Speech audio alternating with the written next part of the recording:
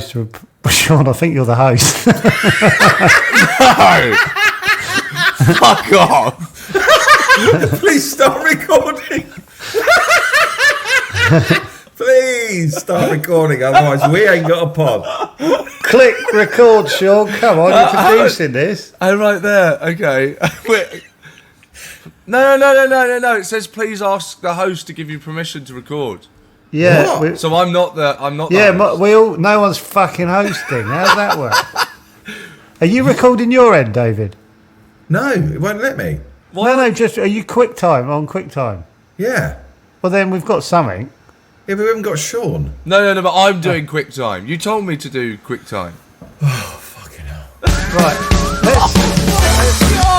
Look, I'll set up a new one and send it to everyone. Yeah, okay. Okay. Yeah, fine.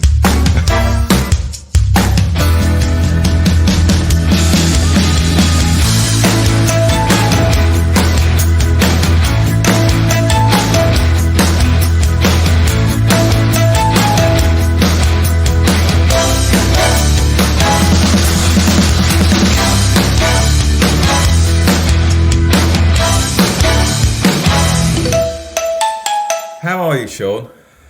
I'm all right, mate. I thought I had COVID, but I don't. There you go. I thought I had it the other day as well.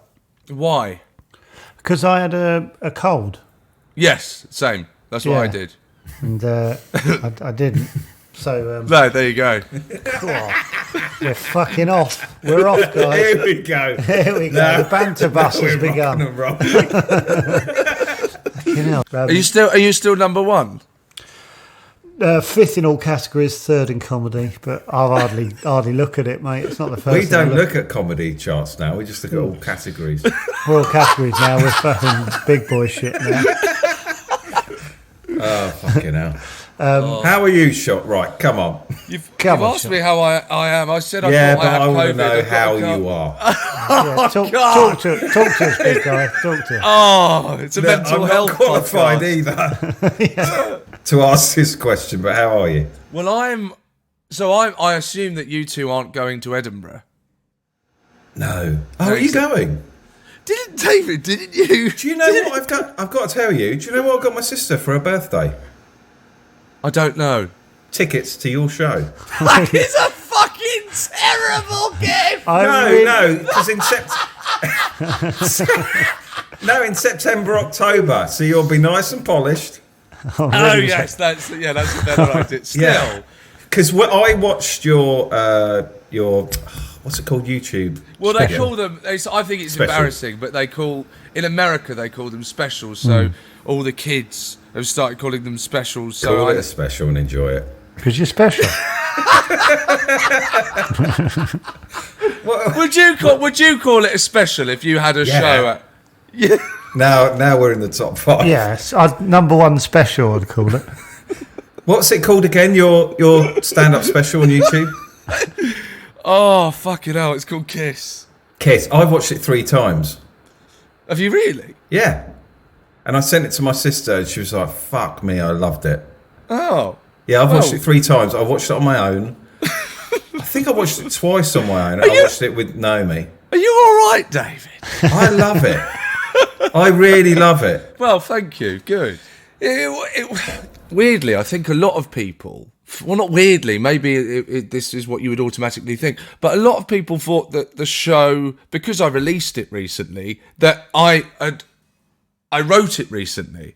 But actually, that was written, the whole thing was written in a month in America. I went on my own and I wrote it in the January after the incident. So only a couple of months after all of that did I write that show. And really, it didn't particularly change between. Well, how then long and- to hone it? How long did it take to actually hone? 'Cause there's loads of little moments in it where, it just felt like it had been polished and polished. The truth is, the performance becomes polished. Yeah. The rhythm, the rhythm and the beats of it, if you will, the dance of it, the performance, that becomes honed. Actually, and what I mean by that is, you know you kind of instinctively know where to lean into something, where to draw back, where to, quieten down, whatever it is. But actually, honestly, in terms of what I was saying, the back in when it was, the media storm, I couldn't gig. I mean, it sounds dramatic, but it was fucking true. I couldn't gig in England. No. Every time. Should we tell? Do you want to? Firstly, do you want to talk about it? I don't. Do you know what? I just do have you actually to. want to do this? I don't. I mean, I'm just so used. Have to you it. spoken about it before? Have we got a coup? Are you coming on this pod to reveal something that happened to you which you might not know about? What I don't want you to go, oh, for fuck's sake, I'm doing this. I don't mind if you do. No, I genuinely do. I was like, when we're talking about the show, no. Do you know what? I don't. There's nothing. Nothing I've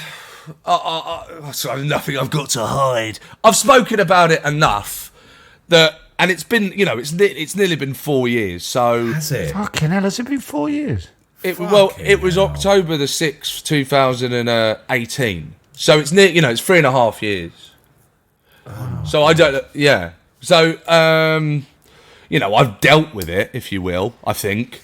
And so I can kind of talk about, especially when we're talking about the show. I can talk about whatever you want, but the show is, you can kind of then you're talking about it through the funnel of stand-up comedy. Yeah, well, it's a really good show, Sean. Thank you. But I suspect there might be people, because even when I'm doing a work in progress for a new show, there are people that don't know what the fuck I'm talking about. Really? So is there no people, like, if they're fans of yours, they must know that part of your life? Well, but people, I think when you start doing comedy, you start to rewire the way you think, and actually you make a lot of assumptions that aren't true. Like, I still think there would be people, if you two were to do a tour show individually, there would be people that would had maybe seen you on, Cats once, that would just be there, that wouldn't know your story. Right. We all assume that the audience is just full of fanatics. Fucking hell, I love this guy. It's not. Yeah. It's not. Yeah. There are people that are just there to see the comedy, and someone said, "Oh, he's all right. You should come and see this." Right, yeah. Yeah. Yeah, I think Russell Kane said something. Weirdly, people have got more going on in their lives than thinking about us three. Wow, you say that. Fucking hell. We're fascinating. We are fascinating. So Russell Kane said it. When people go, I did this bit of material like 5 years ago in Derby, and I'm going back to Derby in month. And he goes, do you think people are going like that? Your material's that amazing that it's seared into their brain. Your bit about cow's udders or something is so good that it cannot be repeated in a town because it'll have been talked about in Derby. Yeah. It was a bloody good bit about. There's a guy's a good udder. Yeah, it's what broke us through, podcast-wise, the other stuff. Which I gigged to it. I remember. Do you remember gigging together, Sean, in Brighton? Us two. Yeah, under a cafe, in Brighton, in like two. I mean, you can say no if you want. I always remember. I always remember. You're talking about a night called Top Banana, and you and Gittins would go on and then come off, and I was stood in the corridor, and you came off. You walked like halfway through the act. Gittins walks off, and I'm starstruck. Brian Gittins is closing. I'm on a gig with Brian Gittins. He comes off, and he sort of does a bit. Oh, fuck this! I'm starting again. And he walks out the back, and I'm stood out the back, and I think he'll drop the act because it's just me and him. But he fucking didn't, and then I didn't know what to do. He's just going, "You all right?" I'm so sorry. And I was like, "Oh, now I don't know what to do." He's carrying on. What a wanker. what an inexperienced wanker. I know you had all this trauma going on 4 years ago. Let's deep dive into this. Well, I just want to say, I remember watching you, Sean, and thinking, oh, he's going to be a star. You said that to me. Did I? You said we did a gig it wasn't in Brighton. We did a gig, a weird shit gig in Eastbourne or Worthing, one of the two. And you said that to me. I never forgot that. Oh, really? Oh, I remember thinking... It's your fault. Yeah, I knew what was coming. You might want to, if you get a chance, mate, you might want to do a dancing show. Just write that down. Or just remember it. If it comes up, do a dancing show. I still think you should. I still think because people... There just might be people that don't know what the fuck we're talking about. We never ever tell people what's going on. You do it because you'll be... Yeah. So to summarise, because I have to sort of... for the next Edinburgh show, I have to kind of just recap briefly for anyone that doesn't know and anyone that hasn't seen Kiss. So what I say is, in 2018, I was on Strictly Come Dancing, and I was in a long-term relationship, and my dance partner was married, and we were photographed by the paparazzi kissing. And then I say, and you know the phrase, there's no such thing as bad publicity.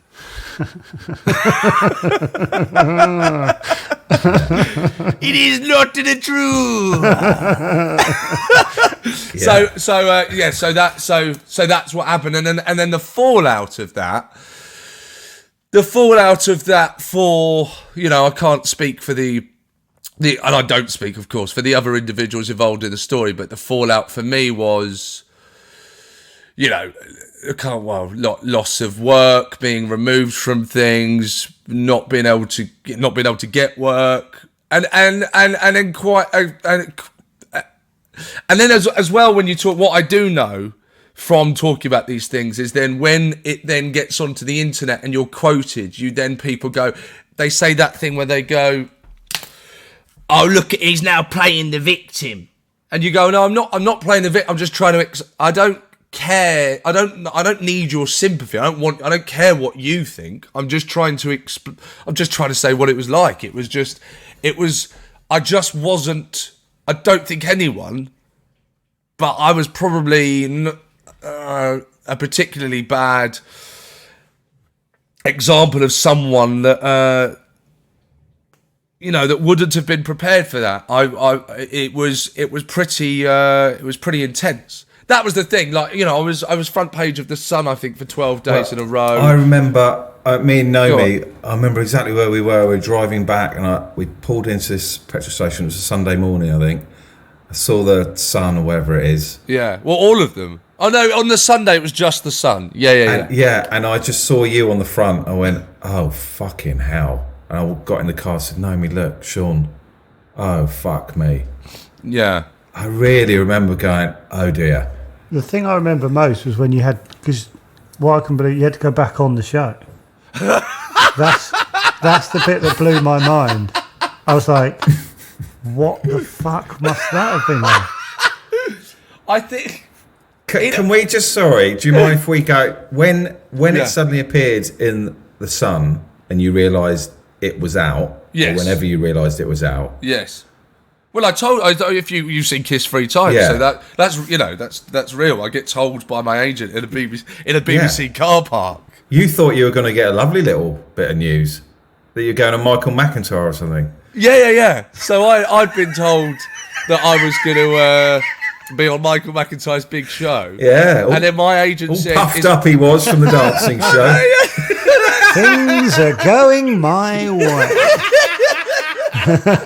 At long last, things are going big. And so he goes, it's all right to have a word with you outside. And like you say, here we fucking go. Is the money that good that I need to be away from other people? Is that what we're saying? Okay. So he told you the bad news. Yes. How did you react in that first half hour? What were you doing? Well,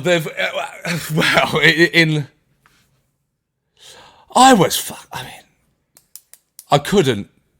All I said was, so in Kiss, I make the joke where I go, does this mean I'm still going to have to do Edinburgh? Something like that. Yeah. But in reality, it was like it was just like the beginning to Four Weddings and a Funeral. All I could say was fuck. I just kept saying I couldn't talk. I just kept going fuck. And then obviously I had to deliver the news. But you know, fuck. Because we sort of went through something tiny, a much smaller scale than that, but it really affected me. My nerves were shredded. I can't imagine what you were going through. I think that... Sorry, Joe's reading an email by the looks of it. Sean, this isn't working for me, mate. No, what the fuck are you reading? No, I'm deleting. It's optimising storage because I'm running out of space, and I don't want to lose it. And I'm trying to spill open. Honestly, this is dragging for me. This is. I don't want to lose this. Fuck. No, it's great. To be fair, Joe's now producing the show. Fucking hell, David, and you're not helping. Oh my God! Glazing over. I wasn't glazing over. I was panicking. But I don't. Right. What I struggle to. I mean, the thing is because I've not had to. I've not had to write it down, and I've not really had to kind of articulate it to try and explain to anyone what it feels like, and kind of what I don't still to this day don't really understand is why it feels the way it does. You said you were a nervous wreck, so I remember that, and because I've had a taste of that. The sympathy and the empathy you have for anyone in the kind of public domain that is being targeted for almost whatever reason, you just automatically feel for them. You just go, oh my God, I know what they're going through, and that is horrific. I can't explain why. I can't explain what there is about. I think I tried to articulate it once when I was talking to Richard Herring on his podcast. I think there's something strange about your ownership of your identity, if you will. That sounds really wanky, but who you might think you are, who you perceive yourself to be, how you maybe perhaps think others perceive you, is completely taken away. You have no ownership now, and your character is out there. It's chucked up into the air, and now everyone can kind of do whatever the fuck they want with it. And I think that the difference between maybe my position at the time and had that happened to, or had a celebrity with a massive profile that the nation kind of thought they knew, I think they might have had an easier time, because I think that the public would have been able to kind of go, well, all right, the guy's done something wrong, but we've spent time with him, like on a show. We know him. We probably know that, isn't it? And it's just moved on. Story's just moved on. But the thing with Strictly as a program, you don't actually get to know the characters on it, if you will, the people, because you've got a 2-minute little vignette, and then you do a dance, and the interview afterwards is you hyperventilating and trying to not throw up and going, yes, that was fantastic. There's not actually, when you think about it, there's not much connection that you have as a person with the audience. So I think that what happened was, no one really knew who I was. My stand-up, certainly at the time, and I still try to keep a sense of that, is kind of persona based. So there's an act there that I love doing, but it's a kind of act. It's based on me, but there's an act.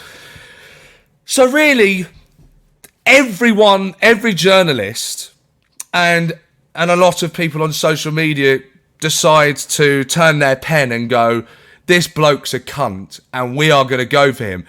The viewership, the readership, they've got nothing to counter that with. You can't go, come and spend a day with me. Come and spend a day with me. I swear I'm not like what they're saying. Look at the needy cunt. He just made that worse. Yeah. So I think that was a lot to do with the kind of psychological damage. Was just I can't answer back to this. What can I do? Tweet? I'm all right. I swear I fucked up, but I swear I'm all right. Really? Yeah. You can't. That's it. And I have to say, and I always say this, is I just want to say, so many people, so many friends out there. I got so much support. Lots of people. I sent you a text. Yeah, I was going to say this. Got in touch via text. Tweet it, you cunts. I did tweet it. No, I'm joking. I fucking did. You? I got involved. I did. I was replying to all the people who were hating on you. Oh, no. Oh, yeah. Fucking hell. Oh, well, bless so my you. question was, when you received the text, did you go, oh, he's a nice guy? Yeah. Do you remember? Did you write them down? Didn't you have the same thing where it meant a lot? Did you not have that? I don't know. Honestly, Joe, you don't seem to be. You seem to be. He's worried about the storage on his. I'm watching iPlayer. You watching Wimbledon? Yeah, it's a fucking belting game on here. You two could keep it down. But it whoever got in touch, it very much stayed with me, and you do remember that. I remember hearing. I don't know who told me that you were in a hotel. I think because I think it's me because I bumped into you a couple of times, didn't I, Sean?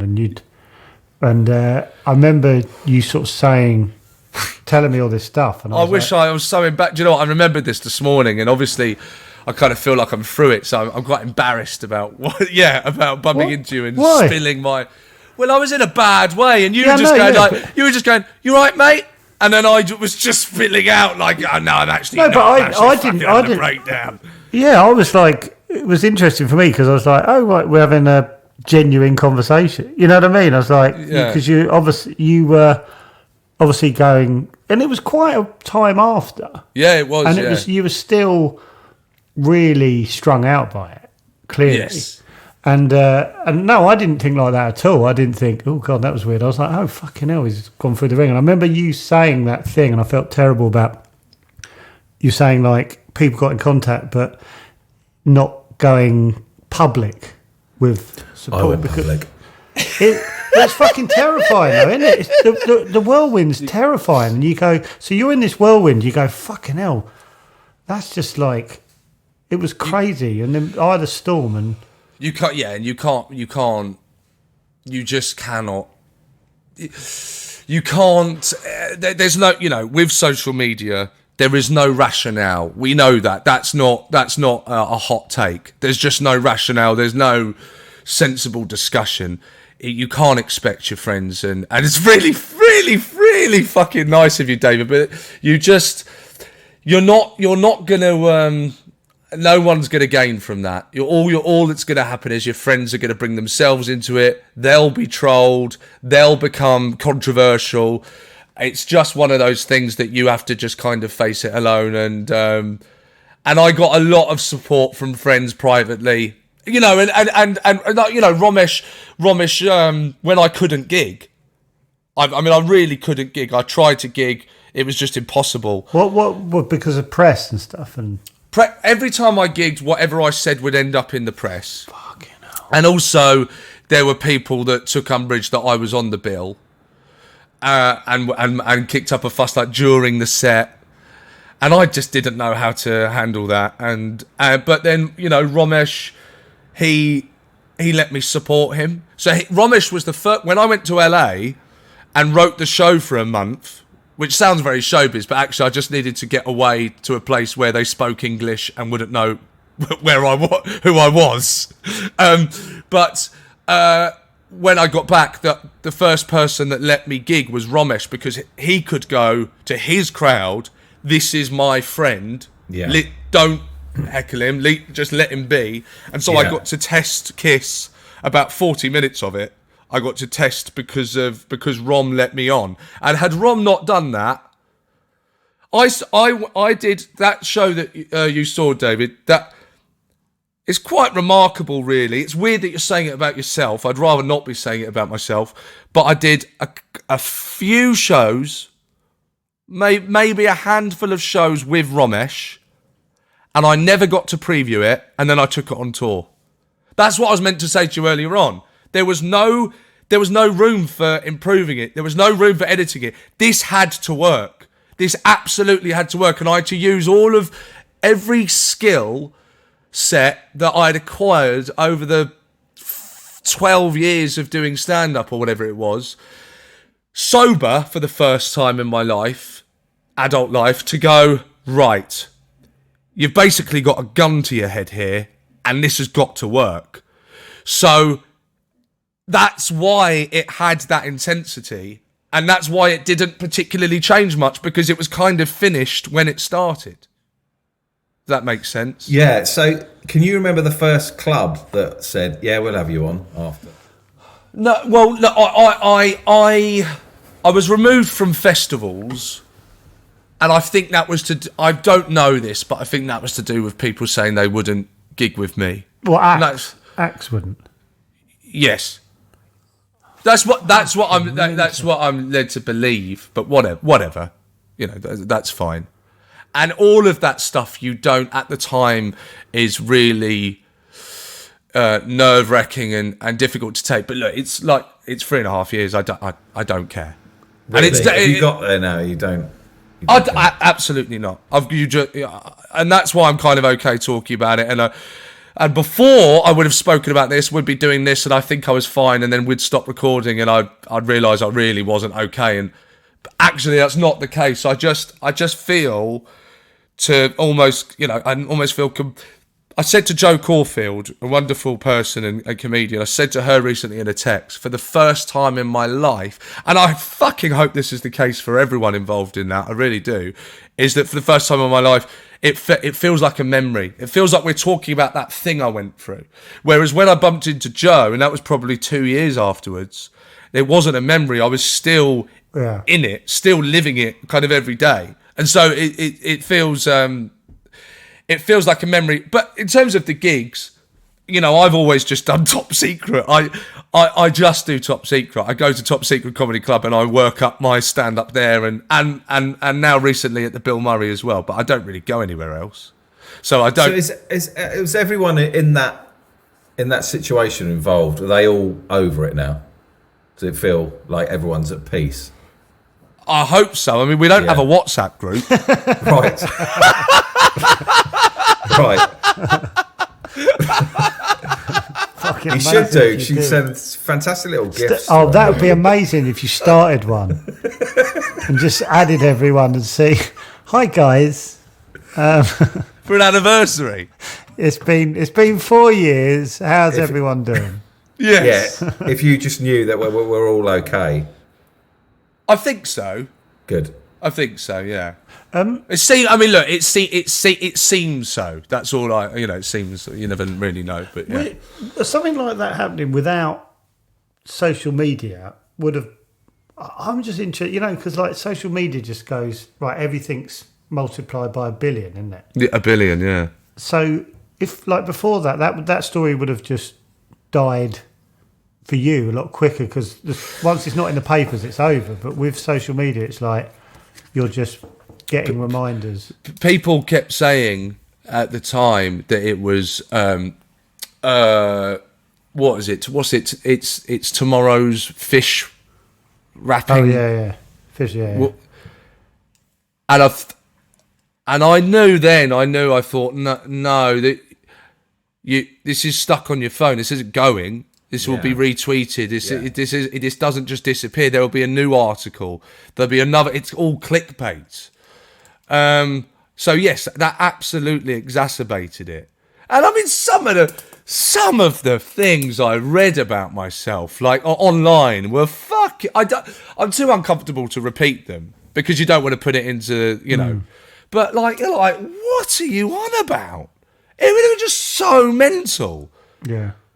And that's what social media can do, can't it? It can grab on to those those comments, and it can get bigger and bigger until the story is something completely different. Because someone said to me, like, what they do with the story, like the press, and then obviously now it's exaggerated with social media, is they want the story to keep going. Of course. Now with social media, that does keep going, and then they reference social media, don't they? Do you know what I mean? So what they can do, which, you know, and I don't read the tabloids or anything or pay any attention, but at the time I did. And what they do is they can make stories out of tweets, which of course they never would have been able to do.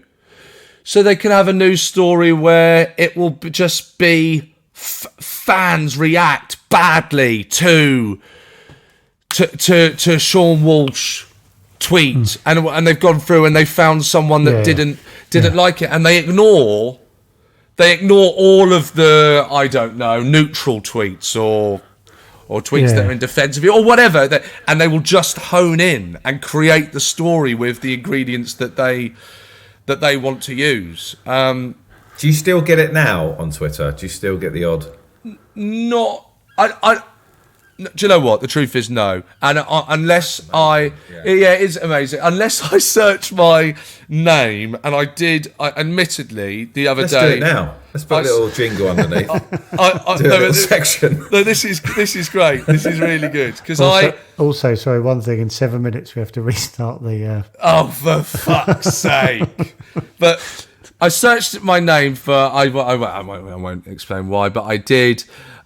felt I had to, and a tweet that came up, which was fantastic, was someone has tweeted, have I ever told you about the time my colleague fucked a very famous comedian, and as he came, he tapped her on the head and shouted, "Am I funny? Tell me I'm funny." Right? Was that anyone in this room? Just want to... Oh, God, hold on. When was this sent? 4 days ago. Oh, right. God. What's it? 4 days ago? 4 days ago. Yeah. And I won't say his name. Someone replied to the tweet, "Please tell me it was Seann Walsh. He's that much of a prick, I could actually imagine him doing something like this." There you go. See, now you're that... Oh, man. You've imagined... Someone's put that in. You've imagined me tapping someone on the show. But and as well, what I'm imagining it is you now. But they don't know. This is the thing. They don't know me as a person, because if it was me, I would have tapped on the shoulder and said, "I am funny." Yeah. I don't need you to tell me. I wonder who it is, though. I know, yeah. I've got a couple of people in my mind. I'd like it if it was, not a comedian, but if it was Steve Bennett from Chortle. Shout out to Steve. Cheers, Steve. Thanks for being a cheddar biscuit, Steve. Big respect. Oh, fuck. Oh. But that first week when it all came out, weren't you in a hotel? I was put up in a kind of secret. Who was in there with you? Were you on your own? I was on my own, yeah. Oh my God. When you say put up, what do you mean? Did your agent go, "I think you need to go in a hotel"? Did someone go? Yeah. I don't know if it was. Were they camping outside your house, basically, the press? Yes. And I only found this out recently, actually. But my neighbour who lives across the road, they asked my neighbour who lived at the top flat if they could set up in her house, and with cameras from the top window down. Yeah. But I saw someone run off. I think I mentioned that in Kiss. I don't know. So I saw someone run off with my bins. Fucking mental. Absolutely. I was doing a driving lesson, and this was like 2 years afterwards. I was doing a driving lesson, and I was like driving round Askew Road. There were paparazzi in cars coming towards me, taking pictures of me. 2 years after. Yeah. Well, what happens is every time Strictly is back out, oh my God, they have to get at least one photo. I think that might be all over now, to be honest. I hope it is, but like, and as I say, no one gives a shit, and they have left me alone, and It is a everything's huge fine. difference, because I've heard like some podcasts you've done where you've literally been going, I can't talk about it because it's going to flare up again, and Yeah. so you were Yeah. living in fear of any comment being. I think I heard it was absolutely terrible. when you're doing live gigs, were people heckling you? People were heckling. People were. I mean, I remember one woman said. I don't know how long I'd been on stage, and then she went, "Oh no, I just don't feel comfortable watching you." I had And loads of that. What about Sean? Yeah. This was years before, though. Something about him. It's unbearable. oh god, and then it turned out she was a Daily Mail.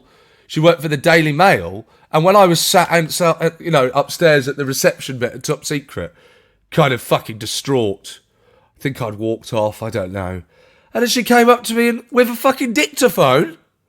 I went, do you have any comment about the gig? I was just like, what is wrong with you people?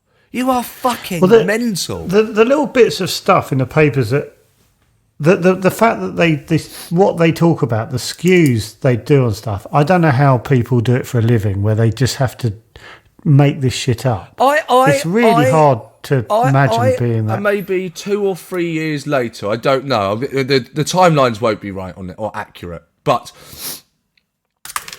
I think my girlfriend was on TikTok or something, and there was this thing trending on TikTok where what was happening is they were taking wrestling. I saw it. Couples. I saw it. Yeah. You saw that? Yeah. What I was was like, oh right, you've got to deal with that now. I couldn't believe this. What is this? What is this? So I explained to you, right? I can't believe you saw it. Yeah, I mean that was really distressing, because then you. Yeah, where's this suddenly story going to go now? Like, so there was there was a thing on TikTok or social Don't bother media. starting it, Sean, because we've got less than a minute left. Because this guy won't pay for Zoom. It's like $14.99 a month. That's not a year. That's a month. He can come out of the pod.